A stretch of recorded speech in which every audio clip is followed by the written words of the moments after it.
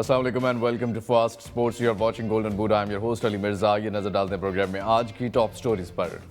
Saudi pro league में हुए कुछ सनसनीखेज मैचेस। रोनाल्डो की अल नसर और अबा के दरमियान खेले जाने वाला मैच बगैर नतीजा खत्म। दोनों टीम्स मुकर्ररा वक्त में दो गोल स्कोर करने में कामयाब हुई। सऊदी प्रो लीग के एक और मैच में अल अहली का मुकाबला हुआ अल इत्तेहाद के साथ। महारेज की अल अहली ने करीम बेंजेमा के अल इत्तेहाद को 0 के मुकाबले में 1 गोल से शिकस्त देकर मैच अपने नाम कर लिया। इटालियन सीरिया में लेचे और सोसोवालो के दरमियान खेले जाने वाला मैच 1-1 गोल से बराबर हुआ। एम्पोली और ऑर्डिनेजे के दरमियान खेले जाने वाला इटालियन सीरिया का मैच बगैर नतीजा खत्म। स्पेनिश ला लीगा में एथलेटिक क्लब और अल्मेरिया के दरमियान खेले जाने वाले मैच एथलेटिक क्लब ने 0 के मुकाबले में 3 गोल से जीत लिया। जर्मन बुंडेसलीगा में मोन्शनग्लाडबैक और माइंस के दरमियान खेले जाने वाला मैच 2-2 गोल से बराबर रहा। प्रीमियर लीग इस वीकेंड होगा बड़ा मार्का। ट्रैवल जीतने वाली मैनचेस्टर सिटी टकराएगी पिछले साल प्रीमियर लीग में दूसरी पोजीशन हासिल करने वाली आर्सेनल के साथ। और फ्रांस के world cup winning star Paul Pogba के लिए बुरी खबर आ गई। क्या बार्सिलोना लियोनेल मेसी को खरीदने में हो पाएगी कामयाब या नहीं, देखिए आज के प्रोग्राम में। चेल्सी ने नेपोली के किस स्टार खिलाड़ी को खरीदने में दिलचस्पी जाहिर कर दी। पेप गार्डियोला ने पहली मुलाकात में अर्लिंग हालैंड को क्या वार्निंग दी थी, देखिए आज के प्रोग्राम में। किस न्यूकैसल के स्टार खिलाड़ी ने रियल मैड्रिड की तमाम उम्मीदों पर पानी फेर दिया। और अगर आप में टैलेंट है, अपने टैलेंट को शोकेस करना चाहते हैं तो अपनी वीडियोस बनाइए और हमें व्हाट्सएप कीजिए। हम करेंगे आपको फीचर अपने प्रोग्राम में और बनेंगे लाखों यंगस्टर्स की आवाज़ मुतल्लिका अदारों तक पहुंचाने में। Welcome back to golden boot और हमें ज्वाइन कर चुके हैं मिस्टर सहर याब अफरीदी। और बहुत बड़ा मार्का होने जा रहा है प्रीमियर लीग में और ये मार्का है treble winner Manchester City versus Arsenal के दरमियान। आर्सेनल जिन्होंने पिछले सीजन सबको हैरान किया था, सिटी को भी परेशान किया था क्योंकि काफ़ी सीज़न में काफ़ी टाइम तक जो है वो टॉप पे रही थी आर्सेनल। फिर कुछ मैचेस में बेंच स्ट्रेंथ ना होने की वजह से और इंजरीज होने की वजह से मैनचेस्टर सिटी जो है वो टॉप पर आ गई थी और आर्सेनल जो है वो सेकंड पोजीशन पर उन्होंने फिनिश किया। और चैंपियंस लीग में भी जो है वो अब दोनों क्वालिफाई कर चुकी हैं और चैंपियंस लीग भी जारी है और उसके मैचेस के बारे में भी हम बात करते हैं। आफरीदी, बहुत बड़ा मार्का होने वाला है, कैसे देखते हैं आप दोनों टीम्स की परफॉर्मेंसेज जो रिसेंट पास्ट में भी रही हैं उनको मद्देनजर रखते हुए? वैसे तो अगर मतलब करंट फॉर्म में देखा जाए तो लाइप्जिग वाला मैच हटा के मैनचेस्टर सिटी इस मैच में एक बुरे मोमेंटम से आ रही है, जबकि आर्सेनल थोड़े से अच्छे मोमेंटम से आ रही थी। लेकिन वो चैंपियंस लीग का मैच अब देखें कि आखिरी मैच जो है दोनों के उन्होंने पांसा पलट दिया एक तरह से दोनों टीम्स के फॉर्म का। हालांकि प्रीमियर लीग की अगर स्पेसिफिकली बात किया जाए तो उसमें आर्सेनल बेहतर फॉर्म में आ रही है, मैनचेस्टर सिटी जो है थोड़े से लूजिंग फॉर्म के साथ आ रही है। और दूसरी तरफ ये कि ओवरऑल जो दोनों के टैक्टिक्स भी हैं वो भी डिफाइन करेंगे इस मैच को। लेकिन जो सबसे इम्पोर्टेंट चीज़ है वो दोनों टीमें जो हैं वो इंजरीज जो हैं वो इस मैच का एक तरह से डिसीजन करेंगी कि किस टीम की इंजरीज ज्यादा इम्पैक्ट करती है। भी इंजर्ड थे, पिछले मैच में खिलाया था, आपको नहीं लगता उसमें रेस्ट दे देना चाहिए तो इस मैच में ज्यादा यूजफुल हो सकते हैं? ये एक मिस्टेक थी जो बाद में रिग्रेट भी नहीं किया। आर्टेटा ने कहा कि मैं रिग्रेट नहीं कर रहा हूं और कंफर्म हो गया था कि शायद इस मैच में तो फिर वो नहीं खेल पाएंगे। लेकिन अभी प्रेस कॉन्फ्रेंस जो की है, जो अभी व्यूअर्स को हम दिखाएंगे भी, उसमें भी आर्टेटा ने कहा है कि वो कंटेंशन में है। मतलब अगर हम एंड टाइम पे डिसाइड करेंगे कि वो खेलेंगे या नहीं, अगर कंडीशन ज्यादा खराब ना होगी तो हम खिलाएंगे क्योंकि बहुत ही इंपॉर्टेंट प्लेयर है। ऑफ कोर्स, बिल्कुल, और मैच भी बहुत बड़ा है। और हेड टू हेड्स पे जरा नजर डालते हैं और देखते हैं कि दोनों टीम्स में अभी तक कितने मैचेस खेले जा चुके हैं। 37 मैचेस हुए हैं, 21 मैचेस मैनचेस्टर सिटी ने जीते हैं, 9 मैचेस आर्सेनल ने जीते हैं। कुछ रीसेंट पास्ट मैचेस भी आप देख रहे हैं जो ड्रॉ हुआ है, एक मैच 1-1 गोल से और सिटी ने 4-1 से भी जीता है, उसके बाद सिटी ने 3-1 से भी जीता है और 1-0 से भी जीता है। लेकिन यहाँ पर आपको मज़े की बात मैं ये बताता चलूँ कि जो रिसेंट 5 मैचेस हुए हैं लेटेस्ट दोनों टीम्स के, दूसरी टीम्स के अगेंस्ट, उसमें आर्सेनल ने 3 मैचेस जीते हैं, 1 ड्रॉ हुआ है, 1 मैच हारी है आर्सेनल। दूसरी तरफ सिटी जो है वो 3 जीती है और 2 मैचेस हारी है। तो ये जो हार है एक ज़्यादा सिटी की, वो महंगी पड़ सकती है। जी बिल्कुल। और ये जो आपने इवन रिसेंट पास्ट के रिजल्ट दिखाए, ये पिछला सीजन जो प्रीमियर लीग का था उसमें दोनों मैचेस सिटी जीत गई थी। एमिरेट्स पे 3-1 से और इतिहाद पे 4-1 से, और फिर FA कप में भी आर्सेनल को हराया था। लेकिन इस सीजन में जो शुरुआती कम्युनिटी शील्ड का फाइनल था उसमें पेनल्टीज पे आर्सेनल ने इनको हराया था, तो वो एक पॉजिटिव खाना है कि इस सीजन की शुरुआत ही इन्होंने सिटी को हरा की थी, तो ये एक पॉजिटिव साइन है। दूसरी तरफ केविन डी ब्रुयने नहीं है, इंजर्ड हैं, रॉड्री सस्पेंशन, वो जो रेड कार्ड मिला था 3 मैच का सस्पेंशन कर रहे हैं, तो गुंडोगान भी नहीं है, वो चले गए हैं, गुंडोगान और मारेस वैसे चले गए हैं, अर्लिंग हालैंड फॉर्म में नहीं है, तो मसले हैं मैनचेस्टर सिटी को। ये सबसे बेस्ट टाइम है आर्सेनल को मैनचेस्टर सिटी को हराने का। लेकिन दूसरी तरफ अगर आर्सेनल को देखा जाए तो उनके अपने मसले हैं, और थॉमस पार्टे भी फुली फिट नहीं है, उनका पता लगेगा कि खिलाते हैं या नहीं खिलाते। साका भी एक वो है, एक डाउट है, तो उनकी भी जो मेन खिलाड़ी हैं वो भी डाउटफुल हैं। मार्टिनेली जो है वो तो खेलेंगे ही नहीं, वो सबसे पेसी काउंटर अटैक पे सबसे बेस्ट खिलाड़ी मार्टिनेली है, जो पेस उनकी बहुत ज़्यादा है, तो वो तो इस मैच में है ही नहीं। तो यहाँ चलिए कुछ और फैक्ट्स भी आपके साथ शेयर करते हैं। 7वें नंबर पर रैंक कर रही है आर्सेनल गोल करने की अगर रेशियो देखी जाए, और उसके साथ साथ have been awarded the most penalties this season. जो प्रीमियर लीग का सीजन है उसमें सबसे ज़्यादा पेनल्टीज जो हैं वो इनको मिली हैं, 5 पेनल्टीज मिली हैं। Have kept the most clean sheets in the competition, 3 clean sheets भी अभी तक आर्सेनल के पास हैं। दूसरी तरफ अगर सिटी की बात करें तो 4थे नंबर पर रैंक कर रही है। गोल की अगर एवरेज देखी जाए, ये एक डिफरेंस है 7 और 4 का, और ranked second away from home this season. और इसके साथ साथ Erling Haaland is the competitions top scorer, अभी तक टॉप गोल स्कोरर हैं अर्लिंग हालैंड, ऑल्दो फॉर्म में नहीं है। आफरीदी, आपको लगता है कि जो क्लीन शीट्स वाली बात है और जो गोल्स की एवरेज की बात है वो यहाँ पर कुछ डिफरेंस डाल सकती है? ऑब्वियसली क्लीन शीट्स बहुत ज़्यादा मैटर करते हैं। वैसे आर्सेनल डिफेंसिवली इतना अच्छा नहीं खेली जितना पिछले सीजन खेल रही थी, लेकिन उसके बावजूद भी उनकी क्लीन शीट ज़्यादा हैं। और दूसरा जो आपने एक फैक्ट बताया कि 5 पेनल्टीज जीत चुके हैं पूरे सीजन, पिछले सीजन कंबाइन करके भी 5 नई पेनल्टीज जीते थे, और अभी आप देखेंगे 8वां गेम डे होगा और 7वें तक उन्होंने 5 पेनल्टीज जीते हैं। इसके पीछे जो राज है वो है हाई प्रेस जो आर्सेनल इस सीजन कर रही है, जिससे टीमों को बहुत तंग कर रही है, और डी में ही उनसे बॉल छीन लेती है, फिर उनको फाउल की तरफ ही जाना पड़ता है। आफरीदी, किस तरह से देखते हैं आप इनकी जो स्ट्रैटेजीज हैं, और आपको लगता है इस दफ़ा कुछ नया एक्सपेरिमेंट करेंगे या सेम उसी स्ट्रैटेजी से जाएंगे, क्योंकि काफ़ी मैचेस खेल चुकी है सिटी के अगेंस्ट? एक्सपेरिमेंट्स तो ज़्यादा नहीं करेंगे, क्योंकि पहले जो मतलब थोड़े से वीकर अपोनेंट्स थे शुरू के सीज़न के मैचेस में, उन्होंने तब एक्सपेरिमेंट्स की थी।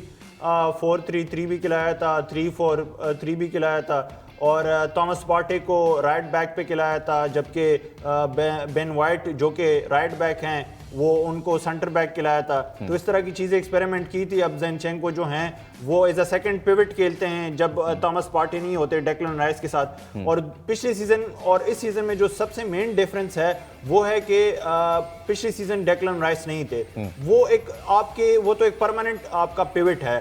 पिवट डिफेंसिव, आसान अल्फाज में डिफेंसिव मिडफील्डर को पिवट कहा जाता है। तो मोस्टली जो टीमें होती हैं वो डबल पिवट आजकल खिला रही हैं ताकि सपोर्ट डिफेंस को मिल सके। दूसरी तरफ जो मैनचेस्टर सिटी है उनकी भी सबसे इंपॉर्टेंट पिवट जो है वो रॉड्री, सबसे इंपॉर्टेंट खिलाड़ी भी है और सबसे इंपॉर्टेंट पिवट भी है, वो भी इस मैच में नहीं होंगे।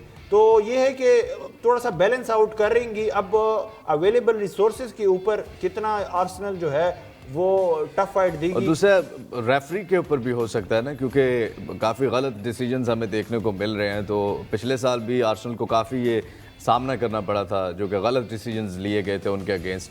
तो ये आजकल रेफरी भी बहुत इंपॉर्टेंट हो जाता है जब इस तरह के मैचेस हों कि कोई ऐसा फैसला या कोई ऐसी टेक्नोलॉजी भी जहाँ पर फेल हो जाए तो वो फिर अगली टीम को काफ़ी सपोर्ट मिल जाती है। जी बिल्कुल। वैसे अगर इस साल की बात की जाए व्यूअर्स, तो आर्सेनल के फेवर में आए हैं डिसीजन अभी तक। तो पिछले साल के शायद बैलेंस कर रहे हैं, बैलेंस आउट करने के लिए। लेकिन ये है कि VAR अभी बहुत ज़्यादा गलतियाँ कर रहा है। माइकल ओलिवर जो है उनको अभी रेफरी के फ्राइज सरंजाम दिए गए हैं। लेट्स सी किस तरह से वो निभाते हैं।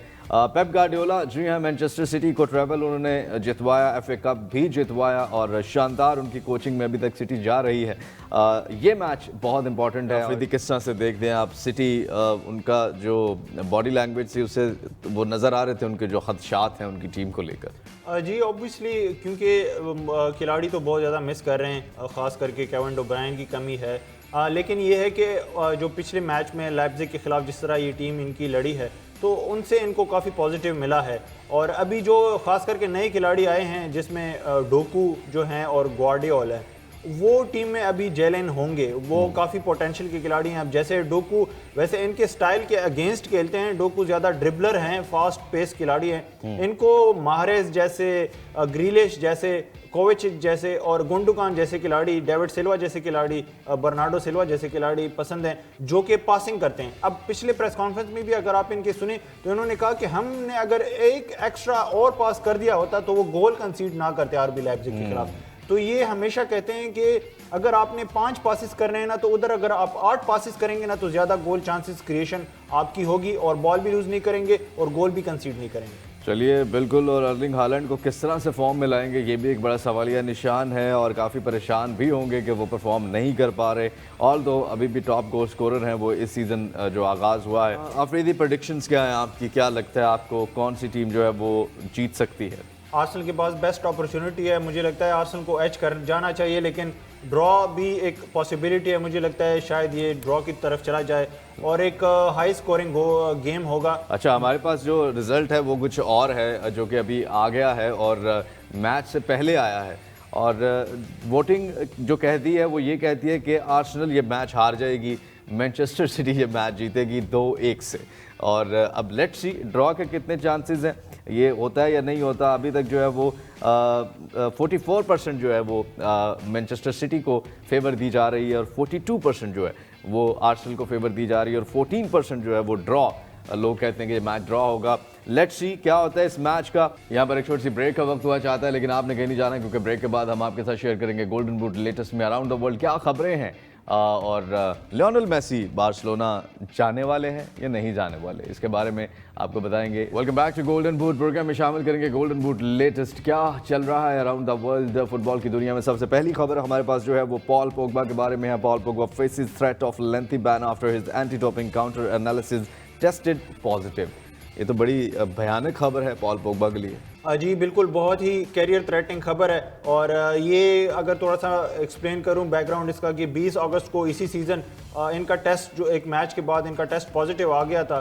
और एक जब आप सैंपल देते हो टेस्ट के लिए डोपिंग का, तो उसमें ए और बी सैंपल आप देते हो। अगर ए आपका पॉजिटिव आ जाए तो आप उसको दोबारा से कह सकते हो कि मेरा बी सैंपल चेक किया जाए, शायद आप लोगों के सिस्टम में कोई गलती हो। लेकिन अच्छा। बी भी अभी पॉजिटिव आ गया है तो अब इनके पास कोई चारा नहीं है। हाँ, लेकिन मसला क्या हुआ है, अब इन्होंने वो डिफेंड करने में इवन पेमेंटा जो उनकी एजेंट है, उन्होंने भी आगे कहा है कि इन्होंने कोई ऐसी सब्सटेंस यूज़ नहीं की जो फीफा में या जो फुटबॉल के रेगुलेशंस में बैन है। लेकिन नाडो जो कि एक नेशनल एंटी डोपिंग ऑर्गेनाइजेशन है इटली का, उन्होंने ये साबित किया है जो टेस्टोस्टेरोन लेवल बढ़ाता है वो डायरेक्टली वो सब्सटेंस इन्होंने यूज़ नहीं किया। इन्होंने जो चीज़ इनके मतलब टेस्ट में आई है वो ये है कि इन्होंने DHEA एक सब्सटेंस है जो कि आपका टेस्टोस्टेरोन लेवल जो है वो नेचुरली बढ़ाती है। अच्छा। मतलब वो एक आर्टिफिशियल तरीके से आपका टेस्टोस्टेरोन लेवल नहीं बढ़ता, बिल्कुल ठीक हो, नेचुरली बढ़ता है। तो वैसे लगता है जैसे आपने नेचुरली डाइट से इस तरीके से लिया। हाँ, तो वो अब पोग्बा कह रहे हैं कि मैंने कोई भी ऐसी चीज नहीं ली। और तो ये फिर ज्यादती नहीं है इनके साथ, मतलब अगर इस तरह से उन्होंने किया? नहीं, DHEA भी जो एक सब्सटेंस है वो भी बैन है। अच्छा, वो बैन के उसमें लिस्ट में फीफा में शामिल है, तो वो भी आप यूज नहीं कर सकते। लेकिन वो कहता है कि वो भी मैंने डायरेक्टली नहीं ली। अब इवन इनके एजेंट जो है इन्होंने कहा है कि शायद हम इनके जितने भी ये सप्लीमेंट्स लेते हैं, जितने ये दवाइयाँ लेते हैं, उनमें शायद वो उनकी टेस्ट कराएंगे, उनमें शायद किसी में अगर निकल आए तो फिर हम इसको डिफेंड करेंगे। और अगर पेनल्टी की बात की जाए तो इनको 4 साल अगर साबित हो जाता है कि यही इन्होंने यूज किया है, DHEA इन्होंने लिया है, तो इन पे 4 साल की मैक्सिमम पाबंदी लग सकती है, 2 साल की मिनिमम पाबंदी है। लेकिन अगर ये खुद अभी जाके तस्लीम कर लेते हैं कि मैंने गलती से ये चीज़ इस्तेमाल की है, तो फिर इनका जो 2 साल का गैप है वो 1 साल में बदल सकता है। वो तब जब ये खुद एक प्ली बार्गेन करते हैं। बिल्कुल, लेट्स सी जो है वो मेरा ख्याल है पहले तो इसी तरफ जाएंगे कि इनकी जो मेडिसिन यूज़ करते हैं या फूड सप्लीमेंट यूज़ करते हैं उसमें ये पाई जाती है या नहीं। एनीवेज जो भी लेटेस्ट इनके बारे में न्यूज़ आएगी हम आपके साथ शेयर करेंगे। नेक्स्ट हमारे पास जो खबर है वो है लियोनेल मेसी। लियोनेल मेसी अच्छी तरह से जानते हैं खबरों में कैसे रहना है, और अगर खुद ना चाहें तो लोग अच्छी तरह से जानते हैं कि इनको खबरों में कैसे रखना है। Barcelona are contemplating a move to bring Lionel Messi back to his boyhood team on loan in January if Inter Miami fails to reach the MLS playoffs. ये तो बड़ी एक अच्छी बात नहीं हो जाएगी बार्सिलोना के लिए? बहुत लेकिन बार्सिलोना के साथ उसको भी लाएंगे, दूसरे प्लेयर्स को भी। नहीं, बात तो बहुत अच्छी हो जाएगी लेकिन इसकी पॉसिबिलिटी बहुत कम है। अच्छा, अगर इसको थोड़ा सा डीप डाउन जाके एनालाइज किया जाए तो बार्सिलोना अभी भी जो हैं उनको वेजेस का मसला है और इनको प्लेयर्स और बेचने हैं। इवन इन्होंने जो ब्राजीलियन सुपरस्टार एक यंग टैलेंट लिया था विक्टर रूक, वो भी 61 मिलियन का। नहीं तो लोन पे तो ले सकेंगे ना, लोन पे तो लोन पे आप ट्रांसफर फी का थोड़ा सा कम हो जाता है, सैलरी तो आपको देनी पड़ती है। मेन तो जो ये सैलरी भी नहीं दे सकते। मेन मसला वेजेस का है, मेन मसला ही बार्सिलोना का वेजेस का है। वेजेस नहीं पूरे कर सकती, वेज बिल इनको काम करना है। और इवन जब बार्सिलोना से ये गए थे 2021 में, तब भी इन्होंने डील साइन कर ली थी लेकिन उनके पास वेज बिल में जगह ही नहीं थी। तो अभी इसकी पॉसिबिलिटी इसलिए भी व्यूअर्स कम है कि बार्सिलोना में अगर ये लोन पे आते हैं तो इसका मतलब है कि सिर्फ 4-5 महीनों के लिए ये आ रहे हैं और 4-5 महीनों के लिए पूरी से वापस से शिफ्ट होना फैमिली को और वापस से बच्चों को स्कूल में, ये इसी वजह से तो ये MLS गए थे ताकि इनकी फैमिली को सफर ना करना पड़े, इनके बच्चों को बस एक परमानेंट स्कूल में डालें, इनकी फैमिली हो, एक कम्यूट का सिस्टम हो परमानेंट। क्या पता खुद 4-5 महीने के लिए चले जाएं घूमते फिरते बार्सिलोना में और फैमिली वहीं पे रहे। ये भी एक पॉसिबिलिटी जाहिर हुई है, लेकिन इसमें भी आप देखें कि उन्होंने जब MLS जा रहे थे तो इन्होंने अपने इंटरव्यू में कहा था कि मेरा जो मेन इशू है वो ये है कि मैं अपनी फैमिली को प्रायोरिटी अब देना चाहता हूं। जो मेन चीज थी वो मैंने वर्ल्ड कप जीत लिया, अब फुटबॉल से ज्यादा प्रायोरिटी मेरी फैमिली है। लेट्स सी बार्सिलोना क्या अब इस मूव को कंप्लीट कर पाती है या नहीं कर पाती, या फिर वो जस्ट एक होता है ना खुद को सेटिस्फाई करना, इस तरह की खबरों से खुश करना, तो शायद अभी वही हो रहा है। नेक्स्ट हमारे पास क्या खबर है, नेक्स्ट दिखाइएगा जी। Next है जी Erling Haaland on Pep Guardiola. When I spoke with him before I signed here, he said, I don't care what you do whatever you want, but when you have me on the pitch, you have to be focused. If not, I will smash you. जी बिल्कुल, ये अब्बू वाली बातें कर रहे हैं Pep Guardiola.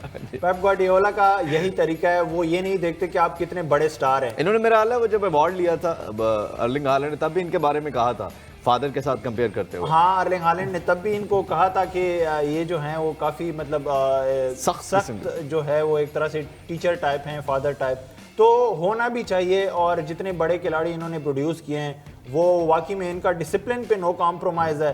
और ख़ास करके ऑन पिच जो आपका है, बेशक आप देखें कि वो जब एक मैच में अगर आपको याद हो हमने दिखाया भी था कि हाँ मैच जब ब्रेक हुई थी हाफ टाइम पे, तो वो उनको डांट रहे थे, वो सिर्फ छोटी सी चीज कि उन्होंने पास क्यों नहीं खिलाया, एक एक्स्ट्रा पास। पीछे जाके डांट रहे थे, अर्लिंग हालैंड आगे आगे जा रहे थे, रिस्पांस नहीं करना चाह रहे थे और बचना चाह रहे थे, लेकिन पेप गार्डियोला ने छोड़ा नहीं उन्हें, पीछे दौड़ के गए और सुनाते गए उन्हें, सुनाते गए। ये रिवील किया उन्होंने। और एनीवेज इसी तरह से आप बड़े खिलाड़ी भी बनते हैं अगर आपको इस तरह के गाइडर्स और कोचेस मिले। नेक्स्ट हमारे पास क्या खबर है, ये बड़ी इंपॉर्टेंट खबर है व्यूवर्स, ये है Newcastle confirm Bruno Guimaraes has signed a new 5-year contract. There is a 100 million plus release clause as part of the deal. Afridi, Newcastle की तो चांदी हो गई है, लेकिन वो कौन सी टीम है जो बड़ी कोशिश कर रही थी इनको लेने की?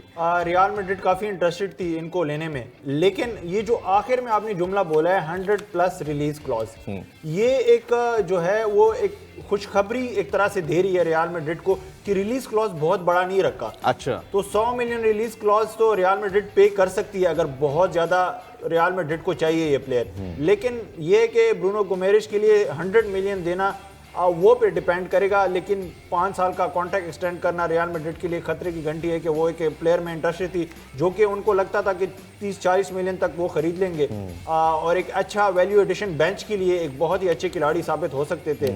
तो वो अब उन्होंने फ्यूचर जो है वो न्यूकासल के साथ ही डिसाइड कर लिया। चलिए अब देखते हैं इनकी बजाय किस प्लेयर पे नजरें जमाती है रियल मैड्रिड। नेक्स्ट जो है वो विक्टर ओसिमन के हवाले से खबर है, Chelsea are waiting to see if Victor Osimhen signs a new contract with Napoli with the 24 years old, and his representatives yet to make a decision whether to stay at the Italian club. Chelsea क्या इनको भी बेड़ा गर्क करना चाह रही है अपनी टीम में लाकर? अफरीदी, जो भी आए हैं वहाँ पे फेल ही हुए हैं। ये एक अच्छे खिलाड़ी आए हैं, काफ़ी अरसे बाद इटालियन सीरिया में नज़र, क्वार्ट्सखेलिया हैं, विक्टर ओसिमन है। हमने पता बात भी की थी कि इनको कोई बड़ा क्लब क्यों नहीं ले रहा, तो चेल्सी ही सिर्फ सामने आया इनको लेने के लिए। वैसे तो समर्स में भी विक्टर ओसिमन जो है वो मैनचेस्टर यूनाइटेड भी खरीदना चाह रही थी, लेकिन प्राइस टैग बहुत बड़ी रखी थी, 100 मिलियन से कम में तो नेपोली ने कहा था कि निगोशिएशन स्टार्ट नहीं होगी। मतलब आपने अगर स्टार्ट ही करनी है बात तो 100 मिलियन के बाद ही शुरू होगी। ठीक है। तो इस वजह से वो पीछे हट गए थे यूनाइटेड, और बायर्न म्यूनिख भी थी इंटरेस्टेड, फिर उनको हैरी केन मिल गया। अब चेल्सी जो है वो इंटरेस्टेड तो समर में भी थी, अब प्राइस टैग की वजह से वो भी पीछे हट अच्छा, गई इनके थी। ऑनर का बयान भी आया था कि पोचेटिनो के थ्रू के अब जो है वो ये कोई साइनिंग नहीं करेंगे, तो ये अब दोबारा उस ट्रैक से हट रहे हैं, दोबारा मतलब चाह रहे हैं प्लेयर। नहीं, वो तो एक मोमेंट्री उन्होंने बात की थी, लेकिन जब सीजन प्रॉपर शुरू हुआ और 3-4 मैचेस गुजरे तो उनको लगा कि आधी टीम तो अभी भी जो है वो इतने पैसे लगा दिए और अभी भी आधी टीम तो बनी नहीं है। आधी टीम बनी नहीं है, लिटरली आधी टीम बनी नहीं है। उनके अपने एक्सपर्ट्स लैम्पार्ड जैसे लेजेंडरी खिलाड़ी कहते हैं कि आधी टीम अभी भी नहीं बनी। आपने 1 बिलियन लगा दिया, आधी टीम अभी भी नहीं। लेकिन ये जो अभी नेगोशिएशन और सिचुएशन बनी है वो चेल्सी के फेवर में इस लिहाज से कि वो जो मॉकिंग की थी टिकटॉक पे नेपोली की मीडिया टीम ने, उस पे थोड़ा सा इनको दचका लगा है और शौक लगा है कि इतना सब कुछ करने के बावजूद भी, मैंने 33 साल बाद इनको टाइटल जितवाया, उसके बावजूद भी अगर मेरा नेपोली के स्टाफ मजाक उड़ाया गया था। ऑफिशियल जो टिकटॉक का पेज है नेपोली का, वहाँ पर इनका तस्वीर इनकी नहीं लगाई गई थी, लेकिन वो एक कोकोनट को लगाया गया था और लिखा गया था आई एम ए कोकोनट, और ऊपर जो है वो विक्टर ऑज़मैन की तस्वीर थी, उसको भी हमने डिस्कस किया था अपने शोज़ में। एनीवेज देखते हैं चेल्सी इनको ले पाती है या ये फिर वहीं पे रहते हैं इटालियन क्लब में, या फिर किसी और क्लब में मूव करते हैं। ये कुछ लेटेस्ट हैपनिंग जो अराउंड द वर्ल्ड हो रही थी हमने आपके साथ शेयर की हैं। बहुत शुक्रिया सहरयाब अफरीदी, आपने हमारा साथ दिया। आपने कहीं नहीं जाना, यहाँ पर एक छोटी सी ब्रेक का वक्त हुआ चाहता है। Welcome back to golden boot. Mister Maaz Ahmed हमें ज्वाइन कर लिया है और स्पोर्ट्स एनालिस्ट हैं और बहुत गहरी नज़र है पाकिस्तान में फुटबॉल के हवाले से। जैसे कि कल हम आपको शो में बता रहे थे 2030 जो है वो डिफरेंट बर-ए-आज़म में किन किन ममालिक में करवाया जा रहा है। वर्ल्ड कप में जो है वो बोली नहीं लगाई सऊदी अरब ने। अब 2034 का जो वर्ल्ड कप है, कल आफरीदी भी ये बात कर रहे थे माज, सऊदी अरब जो है वो उसको लेने में काफ़ी इंटरेस्टेड है, और क्योंकि सिर्फ एशियन कंट्रीज़ ही उसमें होगा और काफ़ी हिमायत उन्हें मिली है। यहाँ पर पाकिस्तान की तरफ से भी हिमायत का ऐलान किया गया है। क्या है इनसाइड स्टोरी? बहुत दिलचस्प ये खबर है, और इस हवाले से अगर देखा जाए तो सऊदी अरेबिया मेज़बानी के हवाले से एक बड़ा मौजू तरीन कंट्री है। लेकिन let's look at a few facts about Saudi Arabia. अभी पहले देखें, कतर भी इसी तरह एक अरब कंट्री है और वो इतने बड़े इवेंट की मेज़बानी कर चुका है। अगर सऊदी अरेबिया के बारे में देखा जाए तो they've got the best tourism now, वो टूरिज्म पे अपने बहुत काम करें। उन्होंने दुनिया के बेहतरीन खिलाड़ी बुला के अपनी लीग को इतना एक्सपैंड कर लिया है कि तब तक इनकी लीग जो है वो पूरी दुनिया में छा गई होगी। एक बात, और दूसरी बात यह है कि इस मेज़बानी से एक बड़ी मिथ भी अटैच रहती है कि जिसने भी वर्ल्ड कप की मेज़बानी की है उसका दिवालिया हुआ है।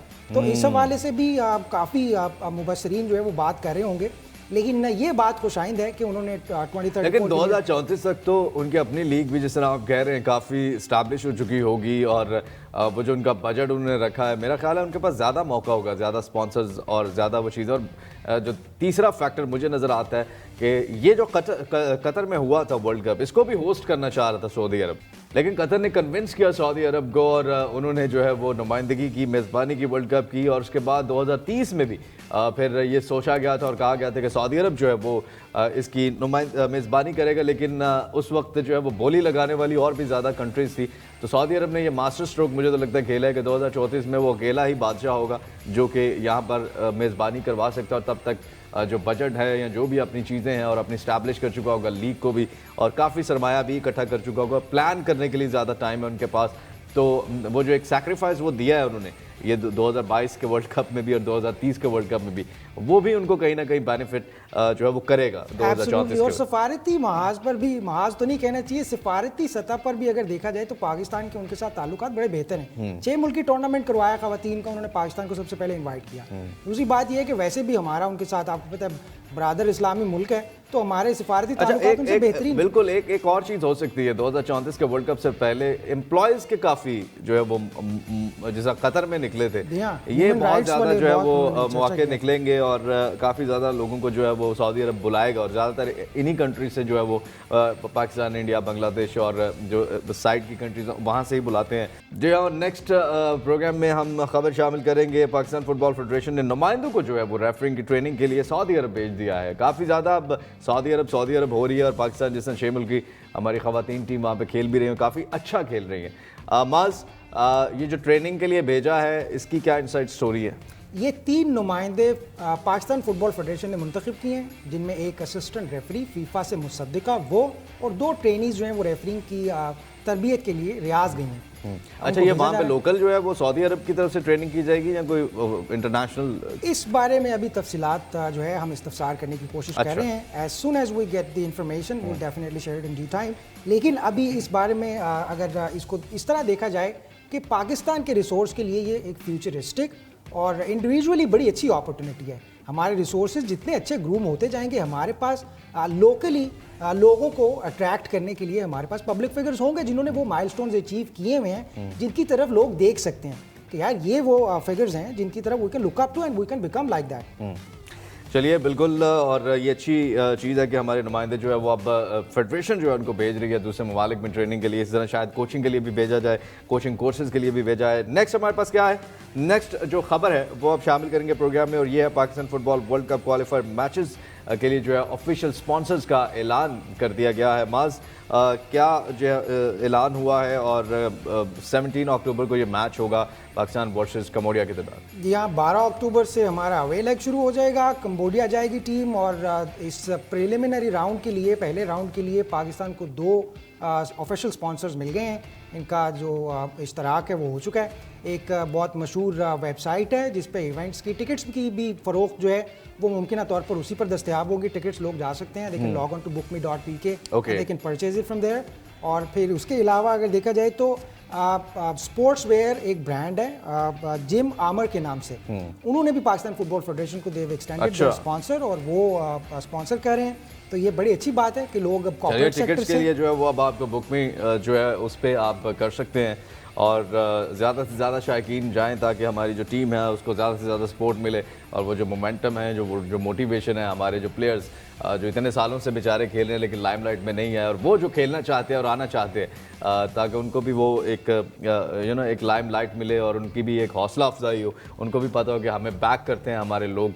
और ये बड़े अरसे बाद एक तारीखी लम्हा है क्वालिफाई का मैच पाकिस्तान में। कॉर्पोरेट सेक्टर में से अगर लोग आ रहे हैं, इसी तरह लीग को स्टैब्लिश करने के लिए कॉर्पोरेट सेक्टर से स्पॉन्सर्स की बहुत ज़्यादा ज़रूरत है। बिल्कुल। अगर सिर्फ पाकिस्तान फुटबॉल फेडरेशन के ज़राए पर इत्तेफाक किया जाएगा तो they will probably run short of them. उनके पास इतने ज़राए नहीं होंगे। उनके पास तो अभी कोचेस को भी अब आप देखें कितने शॉर्ट टर्म के लिए। ये भी तो एक मसला हुआ था पिछले दिनों, ये खबर भी तो आई थी कि ये जो सैलरीज के इश्यूज थे कि नहीं दी गई थी। ये इस बारे में एक स्कैंडल भी सामने आया था कि वो अब इवन मैंने सुना है शायद कोई वार्निंग भी दी है फीफा ने जो है वो जितने भी ऑफिशियल्स हैं। आई डोंट नो ये किस हद तक गया है ये, लेकिन इस बारे में एग्जैक्टली मेरे क्लाउड बन रहा था जरूर। हकीकत है या नहीं, लेकिन ये मेरे तक खबर पहुंची थी कि वार्निंग भी ऑफिशियल्स को दी गई है फीफा की तरफ से, और शायद वो बैन के जो मंडलाते साए हैं वो दोबारा से कहीं आने शुरू हो गए थे। एनीवेज आई थिंक सो कि वो मामला हल हो गया, या फिर ये एक सिर्फ अफवाह ही थी। नेक्स्ट हमारे पास क्या है? नेक्स्ट हम आपके साथ शेयर करेंगे वर्ल्ड कप क्वालिफाइड मैचेस जो हैं वो दोपहर में करवाए जाएंगे, और दोपहर 2 बजे करवाए जाएंगे। इसकी क्या वजह है? इसकी एक लॉजिकल रीज़न ये सामने आई है कि वैसे जिनाह स्टेडियम 45,000 से ज़ायद की कैपेसिटी का पाकिस्तान का सबसे बड़ा स्टेडियम है, और उसमें we are bringing football home. तो बड़ी बड़ी स्टैब्लिश कंट्रीज में भी फुटबॉल के इतने बड़े स्टेडियम नहीं है और इतने शानदार नहीं है। हमारी वो लोकेलिटी भी अगर आप देखें, Islamabad is a wonderful place to be in. और आप ये देखें कि AFC का जो डेलीगेशन आया था, उनके एतराज़ात की फहरिस्त में ये एक एतराज़ भी था। उन्होंने कहा था आपके पास फ्लड लाइट्स नहीं है, और मेडिकल रूम नहीं है। वो तो टेम्परेरीली एडहॉक बेसिस पे उन्होंने जो भी फैसिलिटीज थी वो बना दी। अब जहां तक फ्लड लाइट्स का ताल्लुक था, वो तो टेम्परेरी नहीं बन सकती ना, उसको म्यूचुअली उन्होंने किस तरह रिजॉल्व किया एंड व्हाट अ रिजॉल्व। उन्होंने कहा जी दोपहर 2 बजे आ जाए, it's October, it's under the sun, और अक्टूबर में it's not gonna make any difference. मेरा हाल है बारिश भी कोई इतना इम्पैक्ट तो डालती नहीं है। फुटबॉल के मैचेस बारिश में भी खेले जाते हैं, इवन बर्फबारी भी हो रही हो तो अक्सर हमने देखा कि फुटबॉल के मैचेस जो है वो जारी रहते हैं अनटिल कोई बहुत बड़ा तूफान ना आ जाए। और ऐसे तूफान कम ही आते हैं पाकिस्तान में जो ज़ाहिरी होते हैं, अंदरूनी तूफान बहुत आते हैं यहाँ पे। लेकिन अच्छी बात है, अवाम के लिए भी मेरा हाल दोपहर को 2 बजे जाके अंडर द सन उनको देखना। और दोनों तंजीमों ने इस वक्त पर मुतफ़िक़ा तौर पर मंजूरी दे दी है। आई होप कि अब एट 11th आवर कोई इसमें तब्दीली ना आ जाए, बट अभी तक यही खबर है कि दोपहर 2 बजे खेला जाएगा। चलिए बिल्कुल, और नेक्स्ट आपके साथ शेयर करेंगे एफसी मीटिंग में हारून मलिक जो है उनकी फीफा प्रेसिडेंट से मुलाकात हुई है, इसकी इनसाइड स्टोरी बताएं। ऐसी तो हमें काफ़ी इंतज़ार रहता है ऐसी खबरों का माज। जी हाँ, ये सबसे दिलचस्प खबर है। अभी 7 और 8 को AFC की एक कॉन्फ्रेंस हो रही है और ये हो रही है उज़्बेकिस्तान में, उज़्बेकिस्तान के कैपिटल ताशकंद में। वहाँ पर फीफा के जो सदर हैं जिवानी इन्फेंटिनो, उनके साथ पाकिस्तान फुटबॉल फेडरेशन की नॉर्मलाइजेशन कमेटी के जो हेड है हारून मलिक साहब, उनकी बड़ी दिलचस्प मुलाकात हुई और उस मुलाकात में उन्होंने इन्फेंटिनो को प्रॉबेबली इनवाइट किया है और उन्होंने भी अपनी विलिंगनेस एक्सप्रेस की है कि I want to come to Pakistan. और मुझे ये लग रहा है कि फीफा के लिए ये जो एशिया या AFC की जो कन्फेडरेशन के 46 कंट्रीज है ना, ये स्पेशल इंटरेस्ट जोन है। यहाँ पर अगर आप देखें तो AFC का सबसे बड़ा जायंट जो है, सबसे बेहतरीन टीम भी अगर आप किसी को करार दें तो वो साउथ कोरिया या जापान को कह सकते हैं आप, या उसके बाद सऊदी अरेबिया या most probably somebody in middle east. लेकिन उनके पास भी उनके पोर्टफोलियो पे कोई इतनी बड़ी कामयाबी नहीं है जिसको हम इन 46 कंट्रीज के लिए थर्ड लार्जेस्ट कन्फेडरेशन है। फीफा के अंडर जो 6 कन्फेडरेशन हैं उनमें से अब यूरोप की 55 टीमें हैं, फिर अफ्रीका की इतनी टीमें हैं 50 से जायद, और उसके बाद तीसरी लार्जेस्ट कन्फेडरेशन है जिसमें इतने ज़्यादा ममालिक हैं। और अगर इसमें से वो कोई टॉप का ऐसा कंट्री या उसमें ऐसी इन्वेस्टमेंट, मुझे ये लगता है कि फीफा का प्लान ये है कि वो इन कंट्रीज में पॉपुलेशन पेनिट्रेशन वो चैलेंज लेने के लिए अब तैयार है। पहले जो स्टैब्लिश कर चुके हैं जिन ममालिक में, अब उनका ध्यान इधर हुआ है और फोकस्ड हो गए हैं कि हम यहाँ से भी जो है वो वैसी टीम्स तैयार कर सके, और मेरा ख्याल है ये होना भी चाहिए और एज सून एज पॉसिबल इसको वो करना चाहिए। लेकिन आपको ये नहीं लगता कि साउथ ईस्ट एशिया में अगर देखा जाए तो हमारे मुकाबले में सबसे बड़ा हरीफ हमारा जो हमारा हमसाया मुल्क है भारत, वो हमसे इस रेस में थोड़ा सा आगे निकल गया हुआ है। बिल्कुल रेस में आगे है और ये हमें मानना होगा और इसमें कोई दो राय नहीं है क्योंकि फोकस्ड है वहाँ पे काफ़ी चीज़ें। हमारे यहाँ चूँकि सियासी इस्तेकाम आपको पता है उतना नहीं आता और जमहूरियत भी हमारी जो है वो उस तरह से नहीं पूरी हो पाती, कोई पार्टी जो है वो नहीं पूरा कर पाती, जिसकी वजह से ये सारे मसले मसाइल हो जाते हैं। और वहाँ पर चूँकि थोड़ा सा इन चीज़ों में वो बेहतर है हमसे, तो इसलिए वहाँ पर हमें एक मैकेनिज़्म प्रॉपर नज़र आता है। यहाँ पे एक पार्टी आती है वो अपनी जो है वो असूल और जवाबित ले आती है, दूसरी आती है तो वो हर चीज़ में घुस जाती है, स्पोर्ट्स में भी वो कहती है ऐसे नहीं ऐसे होगा। तो वो मतलब यहाँ पे तो जॉब सिक्योरिटीज़ की ही टेंशन चल रही होती है जो लोग बैठे होते हैं। तो अदरवाइज़ यहाँ पर भी आपको पता टैलेंट तो है, ज़रा नम हो तो बड़ी जरखेज़ है ये मट्टी, या बड़ी मट्टी ये जरखेज़ है, कुछ ऐसा ही है, लेकिन जरखेज़ है थोड़ी सी अगर नम हो ये मट्टी। बहुत शुक्रिया माज अहमद, आपने हमें ज्वाइन किया है। आज के लिए बस इतना है, इंशाल्लाह आपसे दोबारा मुलाकात होगी। आप प्रोग्राम को रिपीट में देख सकते हैं fastsports.tv हमारी वेबसाइट है, और फास्ट स्पोर्ट्स PK हमारा यूट्यूब चैनल, यहाँ पर आप देख सकते हैं। आज के प्रोग्राम से अपने मेज़बान अली मिर्ज़ा को इजाज़त दीजिए। देखते रहिए Fast Sports, home of champions. अल्लाह हाफिज़।